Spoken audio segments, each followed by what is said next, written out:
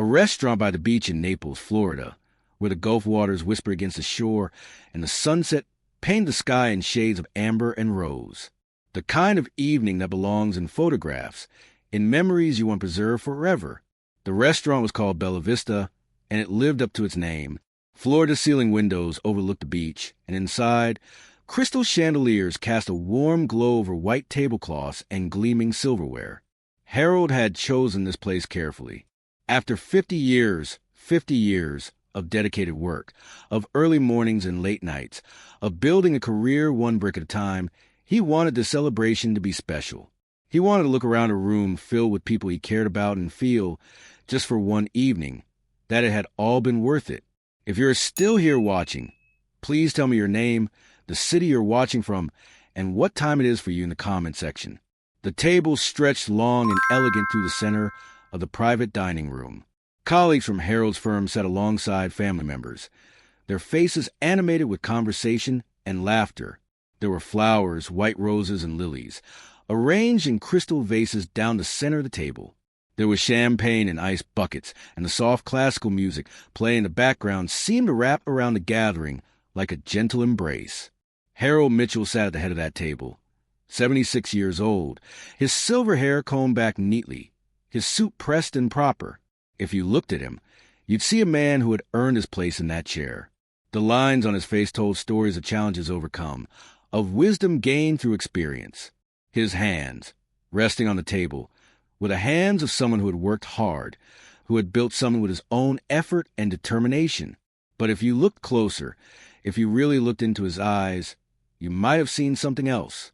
A flicker of uncertainty, a shadow of concern that didn't quite match the celebratory atmosphere around him, because Harold had noticed something in recent months, something that gnawed at him during quiet moments when he was alone with his thoughts. His son Dylan had become distant, not in the obvious way, not in a way that anyone else might notice. Dylan still showed up. He still made the appropriate gestures, said the appropriate words.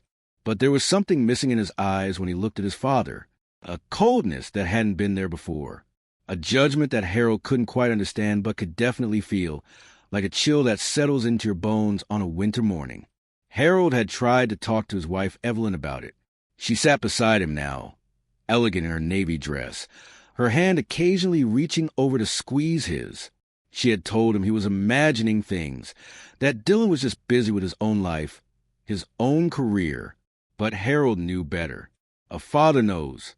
He could sense the shift, the growing chasm between them, that he couldn't quite bridge no matter how hard he tried. The evening had begun beautifully, though. Martin Sanderson, Harold's longtime colleague, had stood and raised his glass, delivering a toast that brought tears to several eyes. He spoke of Harold's integrity, his dedication, the way he had mentored younger lawyers and always put the client's needs first. He spoke of cases won and lost, of battles fought with honor, of a career that had touched countless lives. The applause that followed was genuine, warm.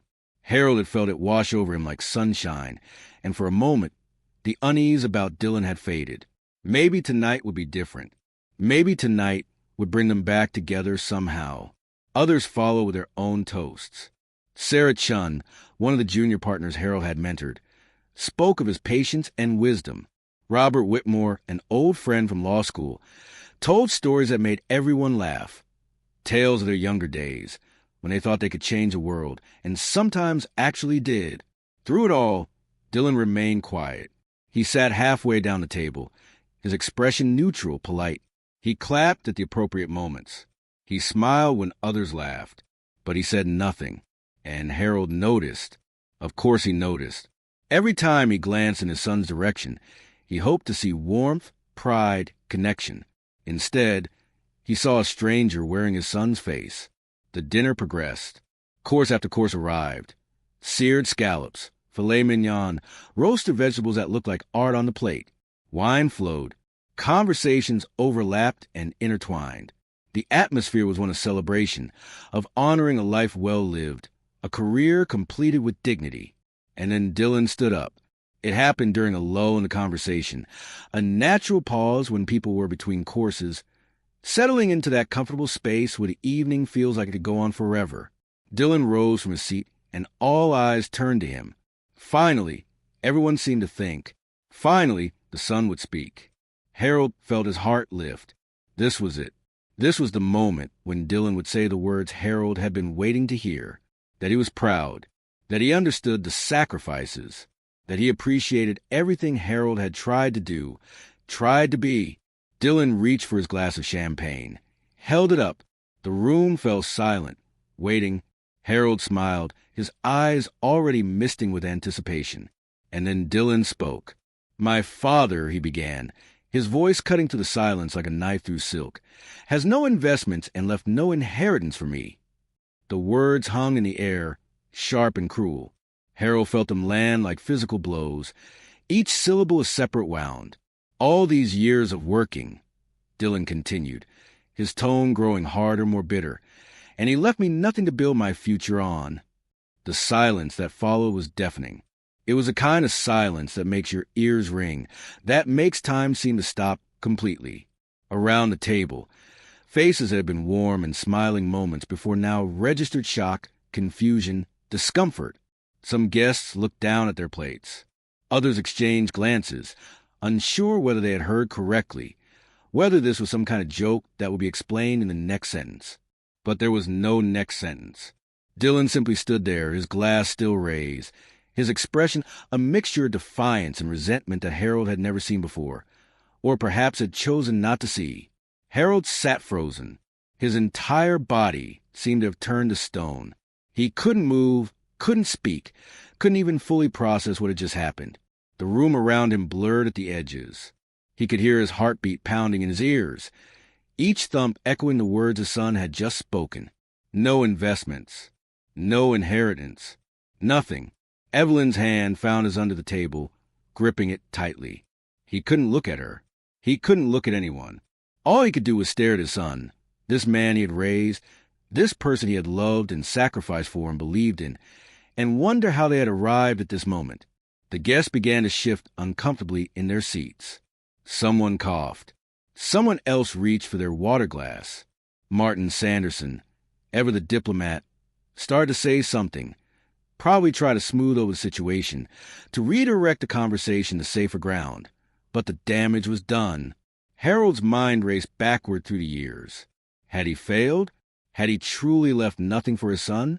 The questions crashed over him like waves, each one pulling him deeper into doubt and shame.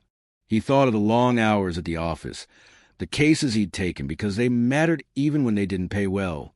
He thought of the birthdays he'd missed, the school plays he'd arrived late to, the soccer games he'd watched from the sidelines while mentally preparing for the next day's court appearance. He'd been building something, hadn't he? He'd been providing for his family, creating security, setting an example of hard work and dedication. But looking at Dylan now, at the hardness in his son's eyes, Harold wondered if he'd been lying to himself all along. Maybe Dylan was right. Maybe 50 years of work had amounted to nothing that mattered. Maybe the inheritance he thought he was leaving, the values, the example, the opportunities he created, was worthless in Dylan's eyes. The shame burned through Harold's chest like acid. He felt exposed, diminished, reduced to nothing in front of everyone who had just been celebrating him. The toasts he'd received minutes earlier now seemed like lies, empty words spoken out of politeness rather than truth. If his own son saw him as a failure, what did any of it matter? And beneath the shame, there was hurt, a deep, aching hurt that seemed to hollow out his chest. This was Dylan, his son, the boy he'd held as an infant, whose first steps he'd cheered, whose scraped knees he'd bandaged, whose dreams he'd encouraged. How had that child become this man, who could stand in a room full of people and publicly declare his father's worthlessness? Harold wanted to speak, to defend himself, to explain. But what could he say? What words would be adequate in this moment? The silence stretched on, becoming more painful with each passing second. He felt old suddenly. Not just 76 years old, but ancient, worn down, used up. The retirement he'd been looking forward to, the quiet mornings with Evelyn, the books he wanted to read, the garden he wanted to tend, now seemed like a prison sentence. Time stretching ahead with nothing to show for the years behind him. In that moment, Sitting at the head of the table with Dylan's words still echoing in his ears, Harold Mitchell felt himself sinking into a darkness he'd never known before. Every choice he'd made, every sacrifice he'd offered, every hour he'd spent building his career and trying to provide for his family, all of it seemed to collapse into meaninglessness. He was a failure. His son had said so publicly, in front of everyone who mattered. And the worst part, the part that made Harold want to simply disappear, was that he was starting to believe it might be true. The shame washed over him again, stronger this time. He could feel the eyes of the guests on him, could sense their pity and discomfort. Some of them probably agreed with Dylan. Some of them were probably thinking that, yes, after 50 years, a man should have more to show for it, should have investments, property, wealth to pass down to the next generation. Harold's career had been in law, but not the lucrative kind. He'd never chased the big corporate clients or the high-profile cases that made headlines and fortunes. Instead, he'd spent his years helping people who needed it, small businesses, families going through divorces, individuals fighting for their rights against more powerful opponents. He'd won some and lost some, but he'd always tried to do right by his clients, to give them honest counsel and passionate representation.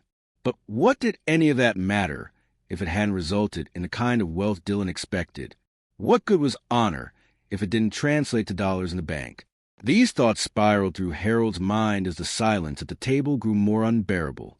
He felt Evelyn's hand tighten on his, felt her lean slightly toward him, but he couldn't bring himself to meet her eyes. He couldn't bear to see what might be there, disappointment perhaps, or worse, confirmation that Dylan was right. 50 years.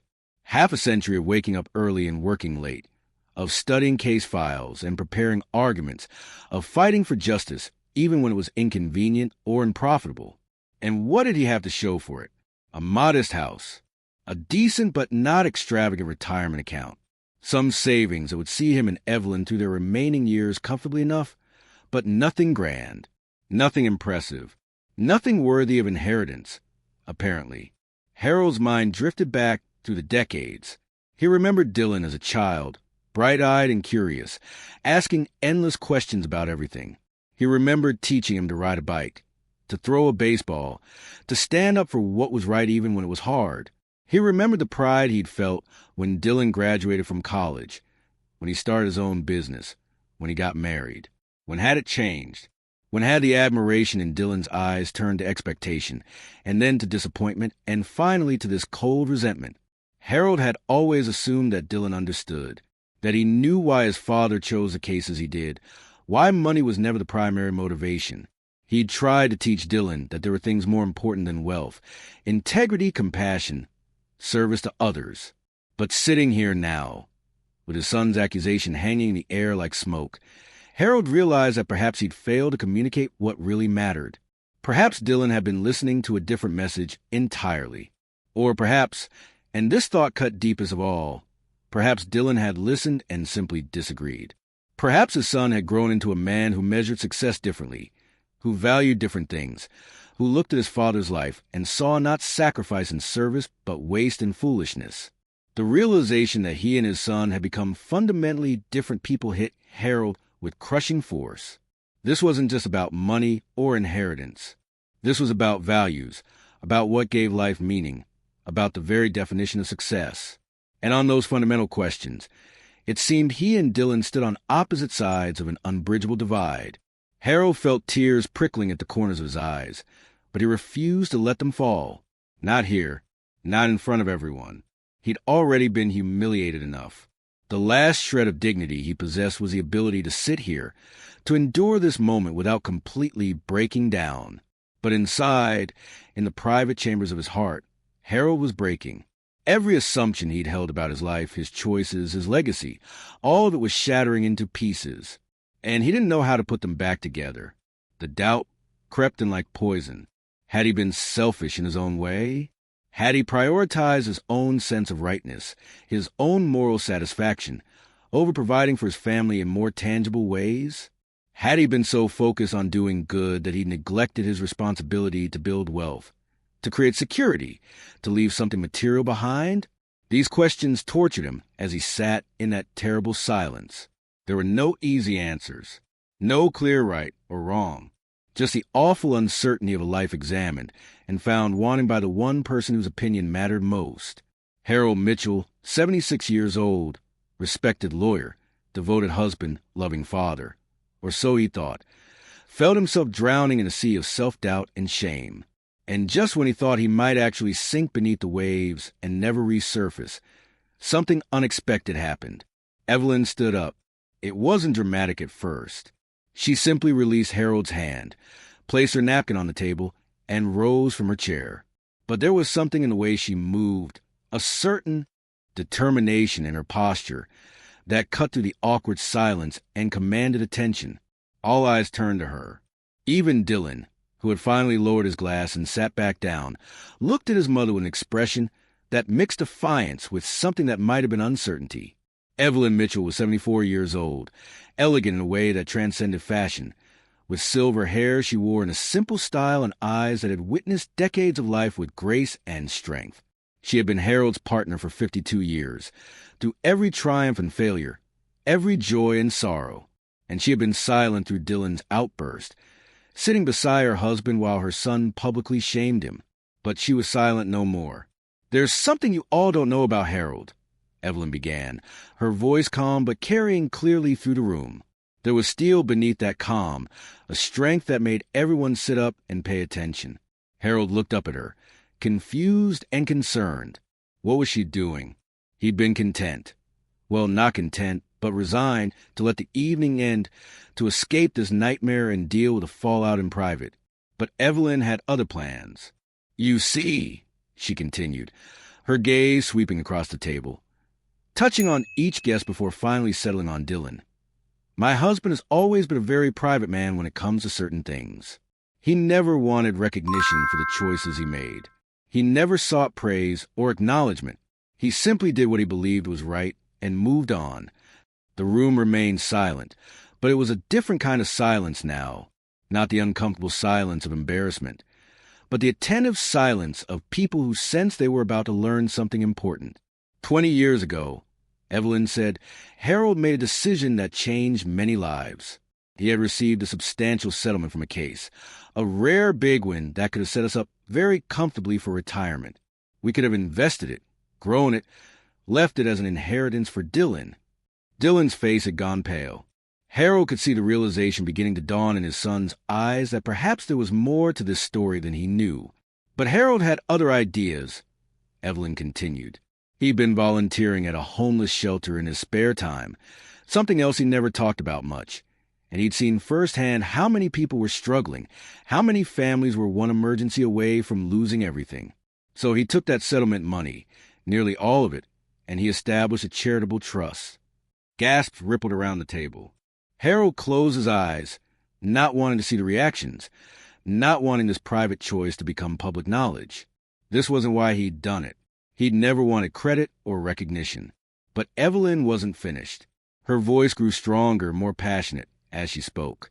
"The Harold Mitchell Foundation," she said, and Harold could hear the pride in her voice. "It provides housing assistance to homeless families.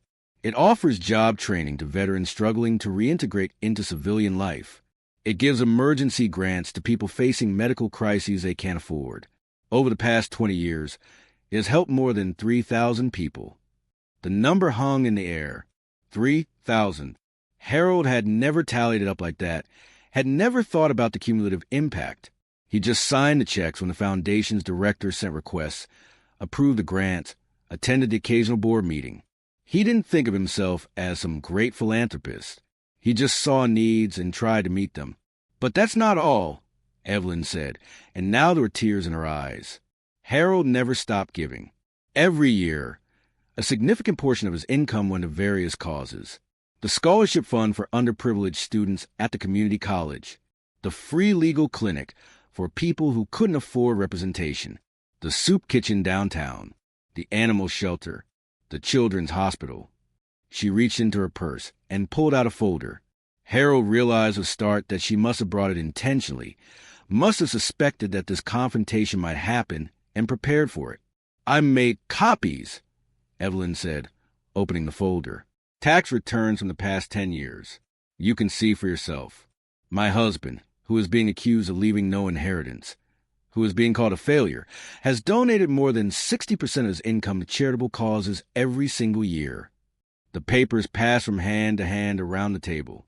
Harold watched as people examined them, saw the shock and amazement register on their faces.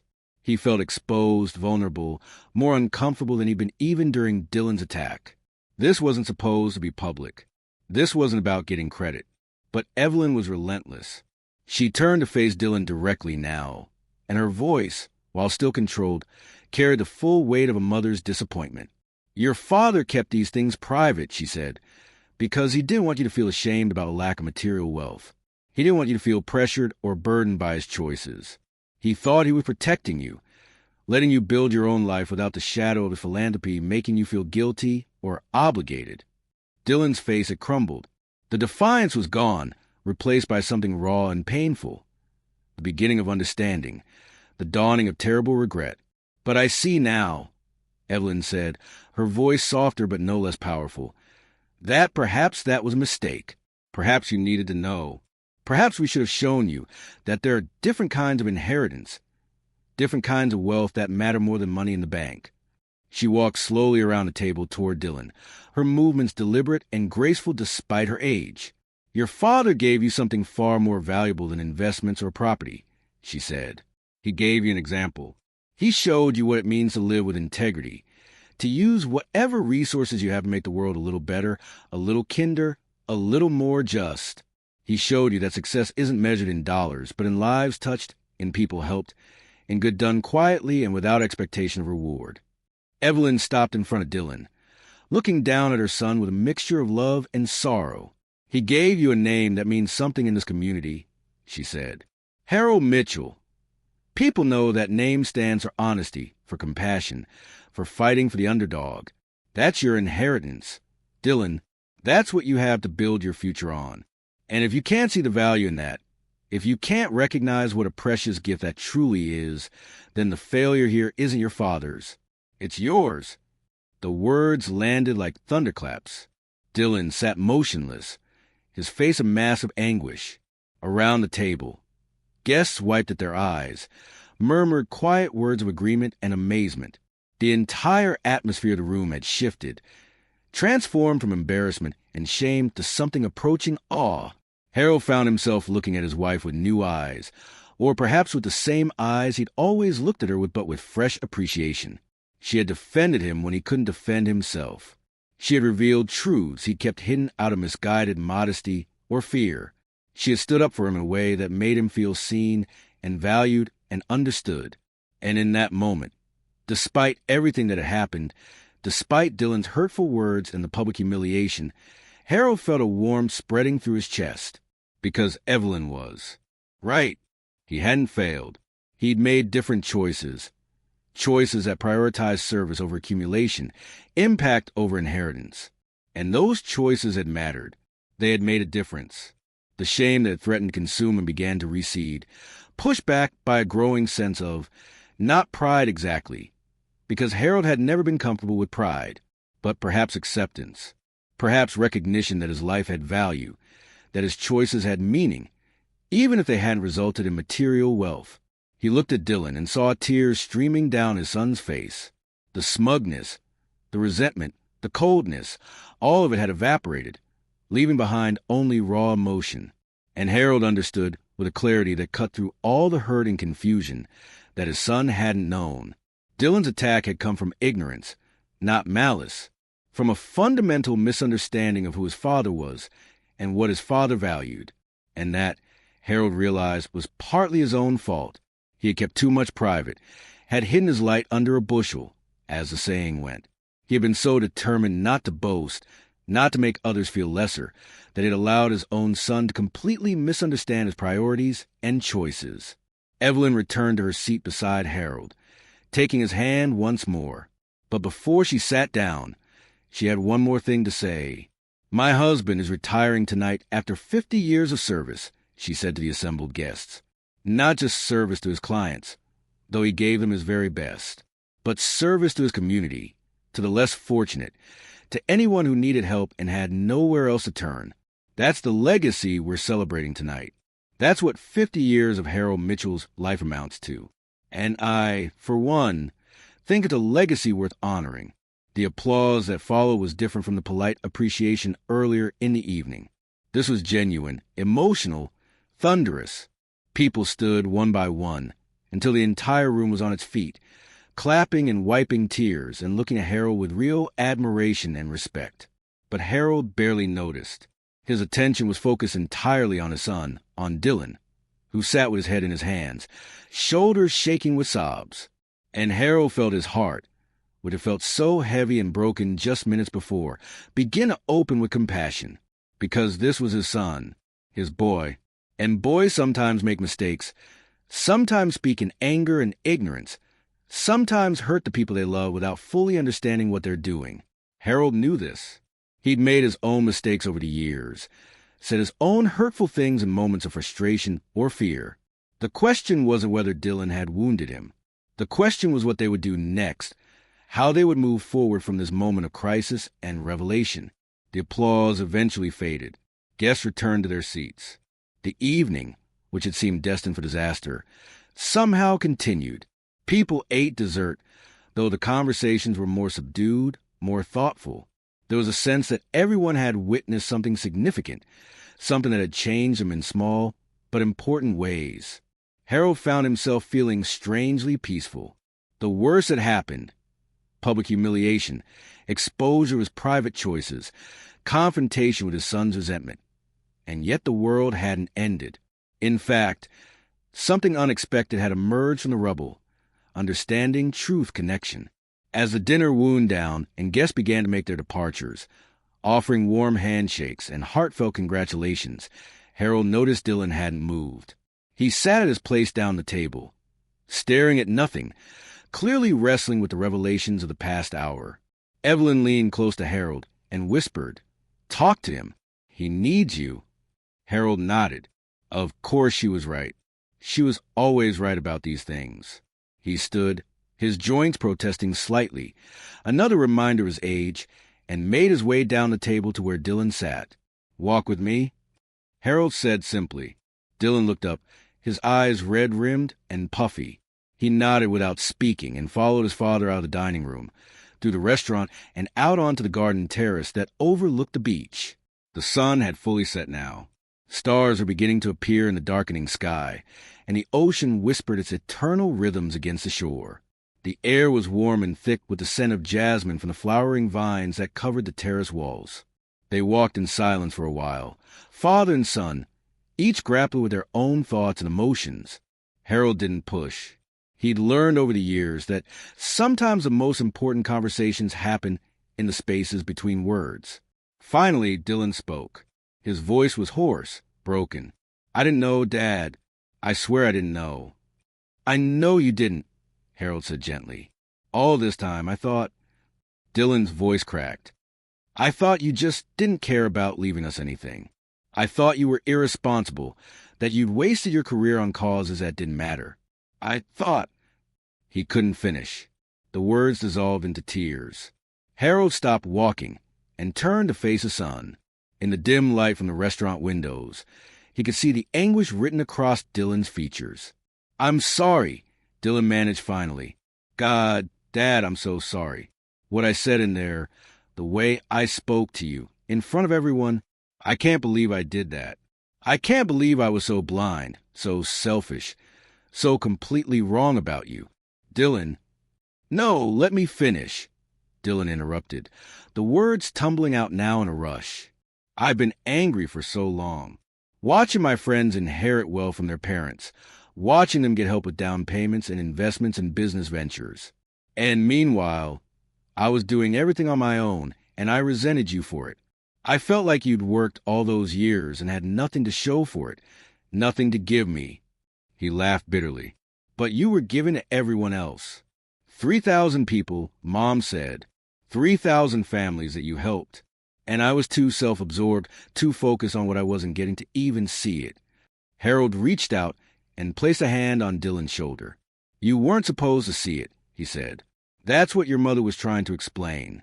I kept it private because I didn't want you to feel guilty or pressured. I wanted you to build your own life, make your own choices, without feeling like you had to live up to some standard I'd set. But maybe I needed that standard, Dylan said. Maybe I needed to understand what really matters. Because I spent the last decade chasing money, building my business, focusing on profit margins and portfolio growth, and I thought that was success. I thought that was what you should have been doing too. He wiped his eyes with the back of his hand, a gesture that reminded Harold powerfully of the little boy Dylan had once been. But you were doing something so much more important, Dylan continued. You were actually making a difference in people's lives. You were helping people who had nowhere else to turn. And I was just accumulating wealth and calling it success. Harold felt a lump forming in his throat. This was what he'd wanted, wasn't it? For Dylan to understand, to see beyond the surface, to grasp the deeper values. But hearing his son's pain, seeing his anguish and regret, Harold felt no triumph, no vindication, only love and sadness for the years they'd lost to this misunderstanding. Dylan, Harold said, his voice gentle but firm, listen to me. You're not a failure because you focused on building your business. You're not wrong because you wanted financial security.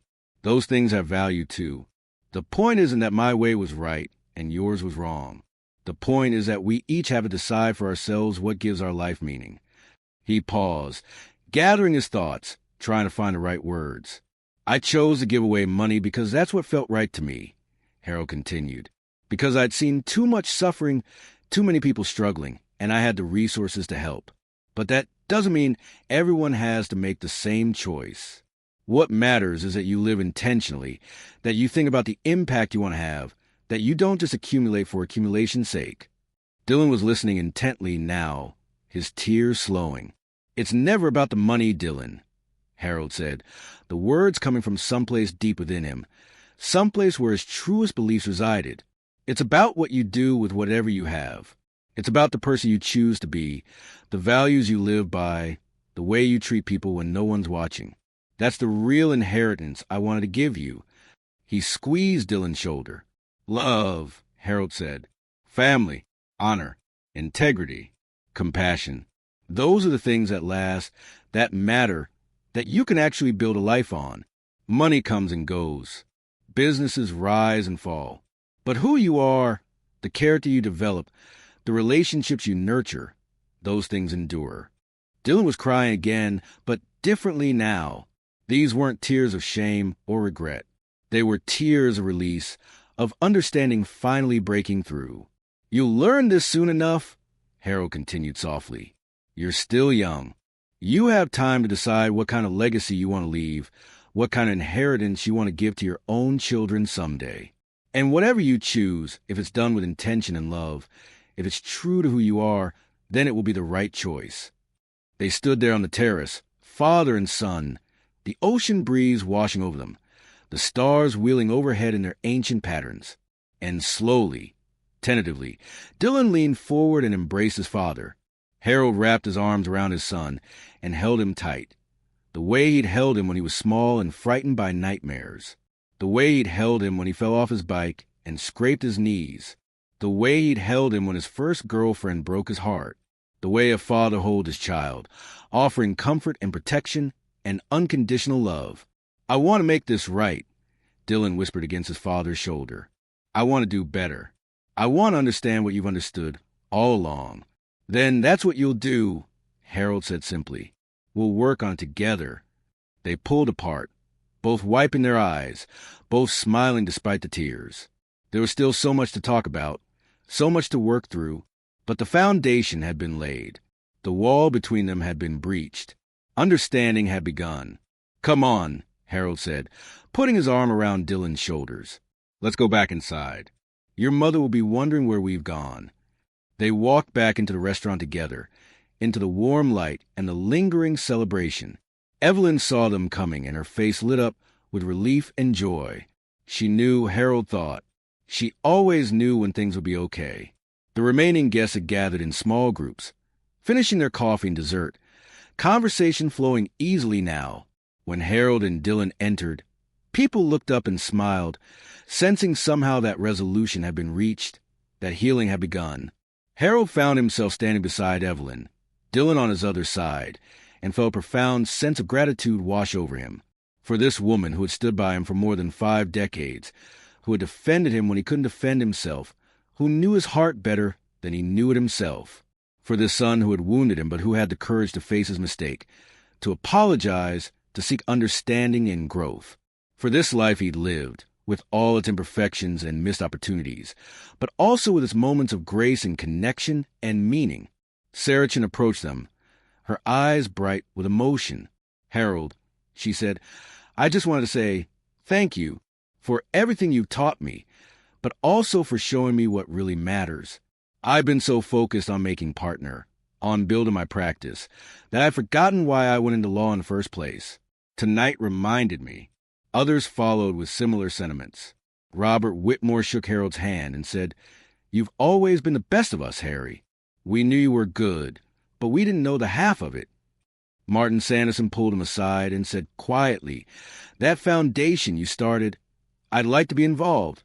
If you'd have me, make a contribution. Maybe join the board.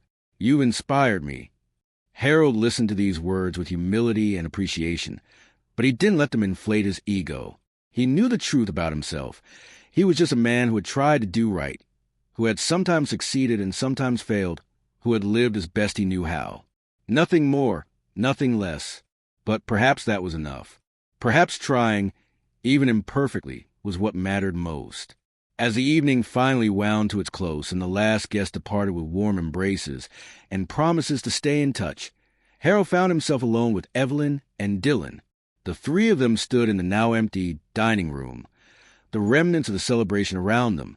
Harold smiled at Evelyn, a smile full of love and gratitude, and wondered how she always knew exactly what to do, exactly what to say. "You saved me tonight," he said to her. "No," she replied, taking his hand. "I just reminded everyone of what was already there. You saved yourself 50 years ago, when you decided what kind of man you wanted to be." Harold turned to Dylan, saw the new understanding in his son's eyes, the beginning of maturity and wisdom. "Thank you for listening," Harold said, "for being willing to see differently." "Thank you for being patient with me," Dylan replied, "for loving me even when I didn't deserve it." "You always deserve it," Harold said. "You're my son." They stood together, the 3 of them, a family reunited and strengthened by crisis. The silence between them now was comfortable, peaceful, filled with understanding rather than tension. Outside, the ocean continued its eternal conversation with the shore. Stars blazed in the vast darkness. The world turned on its axis, indifferent to human drama, but somehow, mysteriously, providing a stage for moments like these, moments of connection, forgiveness, growth. Harold Mitchell, 76 years old, retired lawyer, philanthropist, husband, father, felt something settle in his chest. Not pride exactly, though there was some of that. Not satisfaction, though that too was present. But something deeper, more fundamental. Peace. He had lived his life according to his values. He had tried to help where he could, to make the world a little better, to serve something larger than himself. And in doing so, he had created a legacy that wasn't measured in dollars, but in lives touched, in examples set, in values transmitted, however imperfectly, to the next generation. His son had called him a failure in front of everyone who mattered, but his wife had reminded them all of the truth, and his son had learned something important about what really matters in life. Out of crisis had come clarity. Out of hurt had come healing. Out of misunderstanding had come a deeper, truer understanding. Harold looked at Evelyn, then at Dylan, and felt his heart swell with love for them both. "Let's go home," he said simply. And together, the 3 of them walked out of the restaurant, into the warm Florida night, into whatever future awaited them, a future that would be built not on money or material inheritance, but on something far more valuable and enduring: love, understanding, family, and the quiet knowledge that a life lived with integrity and compassion is a life worth celebrating. The retirement dinner was over, but the real work of building legacy, of passing on what truly matters, of loving and forgiving and growing together, that work will continue, day by day, moment by moment, for as long as they all had breath. And that, Harold knew with absolute certainty, was more than enough. That was everything. Have you ever been judged unfairly? Share your story in the comments below. And don't forget to hit the subscribe button.